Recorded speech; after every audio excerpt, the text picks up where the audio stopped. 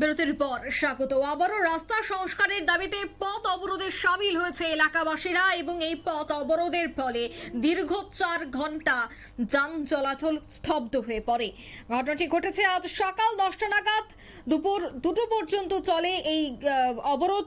কমলেশ্বরী কালীবাড়ি থেকে forest office পর্যন্ত প্রায় 1 কিলোমিটার রাস্তা সংস্কারের দাবিতে কমলেশ্বরী কালীবাড়ি সংলগ্ন রাস্তা অবরোধ করে রাখে এলাকার বসবাসকারীরা।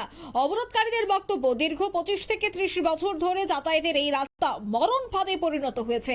মুমূর্ষু রোগীকে হাসপাতাল সহ স্কুল, কলেজ, অফিস, আদালত, বাজার, হাট থেকে দুর্ভোগ পোহাতে হচ্ছে। দীর্ঘ যন্ত্রণার কারণে এই অবরোধের খবর পেয়ে পূর্ত দপ্তরের আধিকারিকরা আসে এসদেব সরকার এবং মহকুমা ডিসি বিজয় মোহন ত্রিপুরা, মহকুমা পুলিশ আধিকারিক সমুদ্রদেব বর্মা সহ অন্যান্যরা।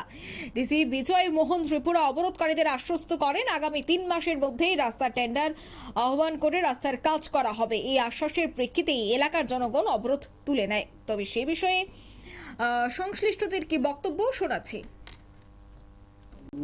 রাস্তা তো অ্যাকচুয়ালি আমি নগর পঞ্চায়েতের যে চেয়ারম্যান স্যারের সাথে আলাপ করছিলাম এবং আমার মানে উনি কইছে যে 3 মাসের মধ্যেই এই কাজটা করে দেওয়া হইব এবং ফান্ড অ্যাভেলেবল না থাকার কারণে এটা এখন কাজটা ধরা যাইতেছে না। আমার এইভাবেই হয়তো ইন্স্যুরেন্স দিছে, এর মধ্যে কাজ ধরা হইব। খুব সম্ভবত 2-3 মাসের মধ্যেই কাজটা ওয়ার্ক অর্ডার হয়ে যাবে এবং কাজ হয়ে যাবে। আচ্ছা, এলাকাবাসীদের একটা দাবি আর কি, প্রায় 25-30 বছর যাবত নাকি রাস্তার বেহাল দশা। তো এতদিন কেন করা হইল না?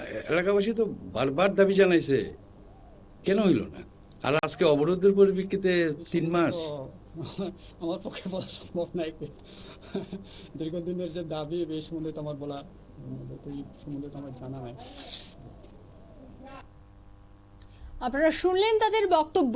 দীর্ঘ 25 থেকে 30 বছর যাবত এই রাস্তার বেহাল দশা, কিন্তু সংশ্লিষ্ট প্রশাসন থেকে শুরু করে নেতা কর্মীদের কোনো হেলদোল নেই। অবশেষে যখন আজ রাস্তা অবরোধ করা হয়, তারপর আশ্বাস দেওয়া হয় যে 3 মাসের মধ্যে রাস্তা সংস্কারের কাজেই হাত লাগানো হবে। তবে এতদিন কোথায় ছিলেন তারা? শীত ঘুমে? প্রশ্ন কিন্তু তুলছে এবার এলাকাবাসীরা। নিয়ে নিচ্ছে ছোট্ট একটি বিজ্ঞাপন বিরতি, সঙ্গে থাকুন।